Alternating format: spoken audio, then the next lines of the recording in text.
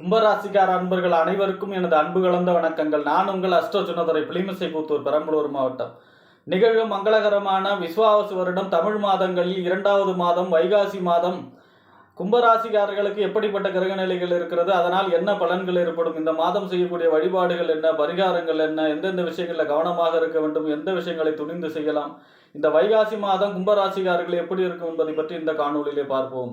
இது போன்ற தொடர்ந்து தமிழ் மாத ராசி பலன்களை தெரிந்து கொள்ளவும், ஜோதிட தகவல்களை தெரிந்து கொள்ளவும் நமது சேனல் அஸ்ட்ரோ சுனதுரை சப்ஸ்கிரைப் செய்து கொள்ளுங்கள், லைக் பண்ணுங்க, நண்பர்களுக்கு ஷேர் பண்ணுங்க. அதாவது சூரியன் ரிஷபராசியில் சஞ்சரிக்கக்கூடிய காலம் தான் இந்த வைகாசி மாதம். வைகாசி மாதம் 14ஆம் தேதி வரைக்கும் பார்த்தீங்கன்னா அக்னி நட்சத்திர தோஷம் இருக்குது. இந்த அக்னி நட்சத்திர தோஷத்தில் வீடு நில சம்பந்தமான எந்த வேலைகளையும் செய்யக்கூடாது. அதாவது வீடு மனை கொள்வது, கிரக ஆரம்பம், கிரக பிரவேசம், வாசல் கால் வைக்கிறது, கும்பாபிஷேகம், வீடு பால் காய்ச்சறது, இந்த மாதிரியான வீடு நில சம்பந்தமான எந்த வேலைகளையும் செய்யக்கூடாது. அடுத்ததாக பார்த்தீங்கன்னா வைகாசி மாதம் 4ஆம் தேதி ராகு கேது பெயர்ச்சி. திருக்கணிதப்படி 18/5/2025 அன்றைய தினம் ராகு மீனத்திலிருந்து கும்பத்துக்கு பெயர்ச்சி ஆகிறார். கேது கன்னியிலிருந்து சிம்மத்துக்கு பெயர்ச்சி ஆகிறார். இது ராகு கேது பெயர்ச்சி பலனாக தனியாக பார்ப்போம். அடுத்ததாக பார்த்தீங்கன்னா இந்த மாதம் வைகாசி மாதம் 21ஆம் தேதி வாஸ்து நாள். வாஸ்து புருஷன் நித்திரை விடுதல். அதாவது பார்த்தீங்கன்னா வருஷத்துக்கு 8 நாள் தான் வரும். இந்த மாதம் இருக்குது. வீடு கட்டுவதற்கு, கிரக ஆரம்பம் செய்வதற்கு, வீடு மனை கொள்வதற்கு மிகச்சிறப்பான நாள். அடுத்ததாக பார்த்தீங்கன்னா வைகாசி மாதம் 26ஆம் தேதி வைகாசி விசாகம். வைகாசி விசாகத்தன்று புண்ணிய நதி நீராடுவது நம்மளுடைய சகல தோஷங்களையும் விளக்கும். புண்ணிய நதியிலோ அல்லது கடலிலோ நீராடும் பொழுது நம்மளுடைய சகல தோஷமும் பாவமும் விலகும். அன்றைய தினம் நீராடும் பொழுது அன்றைய தினம் விரதம் இருக்க வேண்டும். அதாவது விசாக நட்சத்திரங்கிறது முருகப்பெருமான் பிறந்த நட்சத்திரம். அன்றைய தினம் முருகப்பெருமானை நினைத்து விரதம் இருந்து வழிபாடு செய்வதும், அதே போல் பார்த்திங்கன்னா துர்க்கை அம்மனை விரதம் இருந்து வழிபாடு செய்யும் பொழுதும் நம்மளுடைய தொழில் வெற்றி, வியாபார வெற்றி, நினைத்த காரியம் கைகூடக்கூடிய அமைப்பு, வேலை இல்லாதவர்களுக்கு வேலை கிடைக்கக்கூடிய அமைப்பு, இந்த மாதிரியான யோக பலன்கள் நடைபெறும். இப்படிப்பட்ட சிறப்பு வாய்ந்த இந்த வைகாசி மாதத்திலே கும்பராசியை பொறுத்த வரைக்கும் உங்கள் குரு பயிற்சி சித்திரை 31 குரு பயிற்சி வந்துட்டார். அப்போ குரு பயிற்சி உங்கள் ராசிக்கு 5ஆம் இடத்துல இருந்து 9வது பார்வையை உங்கள் ராசியை பார்க்குறார்.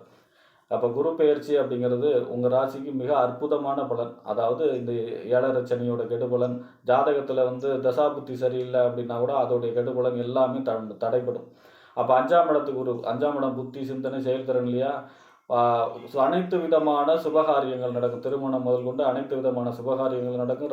உங்கள் ராசியை 9வது பார்வையை பார்க்கறதுனால அதாவது பார்த்திங்கன்னா உடல் ஆரோக்கியம் சிறப்படையும், மன ஆரோக்கியம், அதாவது மனசில் இந்த குழப்பம், மன அழுத்தம்லாம் குறையக்கூடிய அமைப்பாக இருக்கும். இந்த குரு பயிற்சி என்பது உங்களுக்கு அவ்வளோ சிறப்பை தரும். ஏன்னா ராசி பாக்கி 9வது பார்வையை உங்கள் ராசியை பார்க்கறதுனால. அடுத்ததாக பார்த்தீங்கன்னா உங்கள் ராசிக்கு அதாவது 3ஆம் இடம். 3ஆம் இடங்கிறது முயற்சி ஸ்தானம், இளைய சகோதர ஸ்தானம், வெற்றி ஸ்தானம், கீர்த்தி, ஒப்பந்தம், கையெழுத்து, இதெல்லாம் சொல்லக்கூடிய இடம். இந்த 3க்கும் 10ஆம் இடம் என்று சொல்லக்கூடிய தொழில், புகழ், அந்தஸ்து, கௌரவம், இந்த 3க்கும் 10க்கும் உடையவர் யார் அப்படின்னா செவ்வாய் உங்கள் ராசிக்கு 6ஆம் இடத்துல நீச்சமாகி சஞ்சரிக்கிறார். பொதுவாக 3ஆம் இடத்து அதிபதி 6ல் சஞ்சரிக்கிறார் அப்படின்னா அதாவது இளைய சகோதரிடம் விட்டு கொடுத்து செல்ல வேண்டும். இளைய சகோதர வழி ஒரு சில சங்கடங்கள் ஏற்படுவதற்கு வாய்ப்பு இருக்கிறது. ஒப்பந்தம், கையெழுத்து, இந்த பத்திரப்பதிவு, இந்த மாதிரியான விஷயங்களை, டாக்குமெண்ட், இந்த மாதிரி விஷயங்களை ரொம்ப ரொம்ப கவனமாக இருக்கணும். ஏன்னா 23ஆம் தேதி வரை செவ்வாய் உங்கள் ராசிக்கு 6ஆம் இடத்துல தான் சஞ்சரிக்க போகிறார், 3ஆம் அதிபதி. அடுத்ததாக பார்த்தீங்கன்னா 10ஆம் இடத்து அதிபதியும் அவர் தான். 10ஆம் இடத்து அதிபதி 6ல் இருக்கார் அப்படின்னா தொழில் சம்பந்தமான போட்டி பொறாமைகள், தொழில் சம்பந்தமான பிரச்சனைகளை, ஒரு சில பிரச்சனைகளை கொடுக்கும். அப்போ முருகப்பெருமான், அதாவது செவ்வாயோட அதிபதி முருகப்பெருமான், 23ஆம் தேதி வரை முருகப்பெருமானை வழிபாடு செய்ய வேண்டும் செவ்வாய்க்கிழமை தோறும். 23ஆம் தேதிக்கு பிறகு உங்கள் ராசிக்கு 7ஆம் இடத்துல சஞ்சரிப்பார். 7ஆம் இடங்கிறது என்ன, கணவன் அல்லது மனைவி ஸ்தானம், நண்பர்கள் ஸ்தானம், கூட்டு தொழில் ஸ்தானம், சமூகம், வாடிக்கையாளர்கள் சொல்லக்கூடிய இடம். அப்போ 7ஆம் இடத்துல 10ஆம் அதிபதி 7ல் செஞ்சிருக்கிறாருன்னா 10ஆம் இடம் தொழில், 7ஆம் இடம் கூட்டு தொழில், தொழில் சம்பந்தமான வளர்ச்சி. அதே போல் பார்த்தீங்கன்னா கூட்டு தொழில், அதாவது தொழிலை விரிவுபடுத்தக்கூடிய அமைப்பு, இல்லைன்னா கூட்டு தொழில் செய்யக்கூடிய அமைப்பு.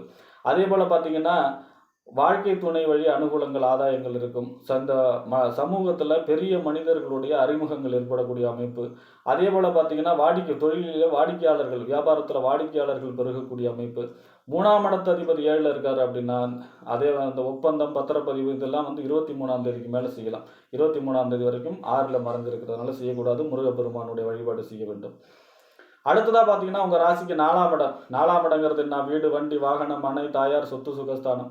இந்த 4ஆம் இடத்திற்கும் 9ஆம் இடம் என்று சொல்லக்கூடிய தந்தை ஸ்தானம், பாக்கியஸ்தானம், தொலைதூர பயணம், உயர்கல்வி ஸ்தானம், இந்த 4க்கு 9க்கு உடையவர் யார் அப்படின்னா சுக்கிரன். சுக்கிரன் உங்க ராசிக்கு 2ஆம் இடத்துல உச்சமாகி செஞ்சிருக்கிறார். இது ஒரு யோகம். எத்தனாம் தேதி வரைக்கும்னா 17ஆம் தேதி வரைக்கும். பொதுவாக 4ஆம் இடத்த அதிபதி 2ல் செஞ்சிருக்கிறார்னா அசையா சொத்துக்கள் மூலமாக அனுகூலம், வாகனத்தை தொழிலாக செய்பவர்களுக்கு யோகம், புதிய வாகனம் வாங்கக்கூடிய அமைப்பு, வீடு கட்டக்கூடிய அமைப்பு, நிலம் வாங்கக்கூடிய அமைப்பு, அதே மாதிரி உங்களுடைய இடத்தையே நிலத்தையே நல்ல விலைக்கு விற்கக்கூடிய அமைப்பு, அதன் மூலமாக வருமானம் பெறக்கூடிய அமைப்பு.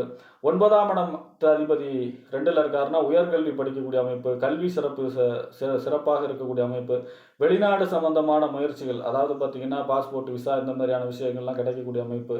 அதே போல் பார்த்தீங்கன்னா தந்தை வழி அனுகூலங்கள் கிடைக்கக்கூடிய அமைப்பு. இந்த மாதிரியான யோக பலன்களை சொல்லலாம். சுக்கிரன் 17ஆம் தேதி வரைக்கும் 2ஆம் இடத்துல சூப்பராக இருக்காரு. அதுவும் அதாவது ஒரு ஜாதகத்தில் கையிருப்பு பணத்துக்கு அதிபதி யாருன்னா சுக்கிரன். 2ஆம் இடங்கிறது தனஸ்தானம். அப்போ பொருளாதார சம்பந்தமான கொடுக்கல் வாங்கல் சிறப்படையும். கொடுக்கல் வாங்கல் அதாவது பணம் முடங்கி இருந்தெல்லாம் ரொட்டேஷன் ஆகக்கூடிய அமைப்பாக இருக்கும். அடுத்ததாக பார்த்தீங்கன்னா 17ஆம் தேதிக்கு பிறகு உங்கள் ராசிக்கு 3ஆம் இடத்துல செஞ்சிருப்பார் சுக்கிரன். 3ஆம் இடத்துல சுக்கிரன் செஞ்சிருக்கிறார். 4ஆம் இடத்துக்கு அதிபதி, 9ஆம் இடத்துக்கு அதிபதினா அப்போ இந்த ஒப்பந்தம், கையெழுத்து, பத்திரப்பதிவு இதெல்லாம் பார்த்தீங்கன்னா இந்த 17ஆம் தேதிக்கு பிறகு செய்யலாம். ஆக அந்த மாதம் பிற்பகுதியில் இந்த பத்திரப்பதிவு, ஒப்பந்தம், கையெழுத்து எல்லாம் செய்ய வச்சுக்கிறது நல்லது. அதுக்கு முன்னாடி செய்வது நன்மை இல்லை. அடுத்ததாக பார்த்தீங்கன்னா உங்கள் ராசிக்கு 5க்கும் 8க்கும் உடையவர். 5ஆம் இடங்கிறதுனா புத்திரஸ்தானம், புத்தி, சிந்தனை, செயல்திறன், பதவி, விளையாட்டை சொல்லக்கூடிய இடம். 8ஆம் இடம் என்பது மறைவு ஸ்தானம். இப்போ இந்த 5க்கும் 8க்கும் உடையவர் யாருன்னா புதன். புதன் உங்கள் ராசிக்கு 3ஆம் இடத்துல செஞ்சிருக்கிறார்.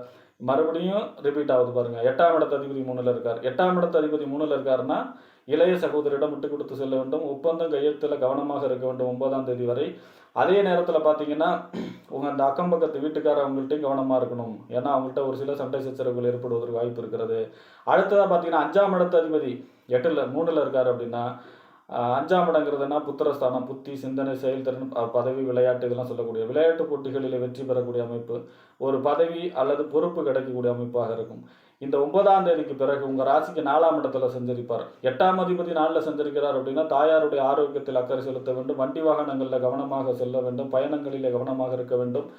அதே நேரத்தில் பார்த்தீங்கன்னா அவர் தான் 5ஆம் இடத்து அதிபதி. 5ஆம் இடத்து அதிபதி 4ல் இருக்காருன்னா வீடு, நிலம் சம்பந்தமாக வீடு கட்டக்கூடிய அமைப்பு, சுப செலவு செய்யக்கூடிய அமைப்பு, கிரக பிரவேசம், கிரகாரமாக வீடு சம்பந்தமாக, நில சம்பந்தமாக சுப செலவு செய்யக்கூடிய அமைப்பாக இருக்கும்.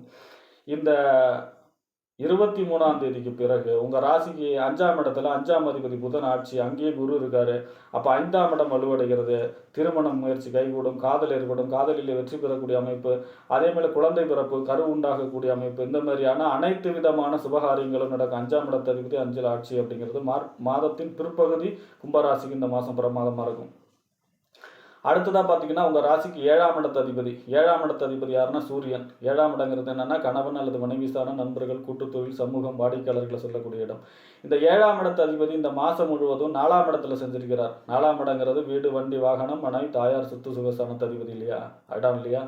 அப்போ 7ஆம் இடத்து அதிபதி 4ல் செஞ்சிருக்கிறார் அப்படின்னா தாயாதிகள் வழியாக அனுகூலங்கள் இருக்கும். அதே நேரத்தில் பார்த்தீங்கன்னா தாயாருடைய ஆரோக்கியத்தில் அக்கறை செலுத்த வேண்டும். உஷ்ண சம்பந்தப்பட்ட நோய், தீராத தலைவலி, கண் சம்பந்தமான பிரச்சனை, தைராய்டு, முதுகெலும்பு பாதிக்கிறது, இந்த மாதிரியான தாயாருடைய ஆரோக்கியம் சம்பந்தமான பிரச்சனைகள் இருக்கும். பயணங்களில் கவனமாக இருக்க வேண்டும். வண்டி வாகனங்களில் ஒரு சில பழுதுகள் ஏற்படுவதற்கு வாய்ப்பு இருக்கிறது. மற்றபடி பார்த்தீங்கன்னா 4ல் சூரியன் இருப்பது யோகம். 7ஆம் இடத்து அதிபதி அதாவது வாழ்க்கை துணை வழியாக ஒரு சில ப்ராப்பர்ட்டி கிடைக்கக்கூடிய அமைப்பு, ஒரு சில உதவி கிடைக்கக்கூடிய அமைப்பு, நண்பர்கள் வழி உதவி கிடைக்கக்கூடிய அமைப்பு, அதே போல் பார்த்திங்கன்னா கூட்டு தொழில் மூலமாக அனுகூலங்கள், அதே மாதிரி பார்த்திங்கன்னா சமூகத்தில் பெரிய மனிதர்களுடைய தொடர்பு ஏற்படக்கூடிய அமைப்பு, அறிமுகம் ஏற்படக்கூடிய அமைப்பு, இந்த மாதிரியான யோக பலன்களை செய்யும். அரசு வழி, அதுவும் அரசு உயர் அதிகாரி, அரசியல்வாதி இவங்களுடைய தொடர்பு ஏற்படக்கூடிய அமைப்பாக இருக்கும் கும்பராசிக்காரர்களுக்கு இந்த மாதம். ஆக இந்த மாதம் முற்பகுதியை விட, அதாவது வைகாசி மாதம் முற்பகுதியை விட அனைத்து கிரகங்களும் பிற்பகுதியில் அமோகமான பலன்களை, நல்ல பலன்களை தருவதற்காக இந்த வைகாசி மாதம் இருக்கிறது. ஆக இந்த மாதத்தின் முற்பகுதியை விட பிற்பகுதியில் எந்த ஒரு காரியத்தையும் துணிந்து செய்யும் பொழுது வெற்றிகர மாதமாக இந்த வைகாசி மாதம் கும்பராசிக்காரர்களுக்கு அமையும் என்று கூறி விடைபெறுகிறேன். நன்றி, வணக்கம்.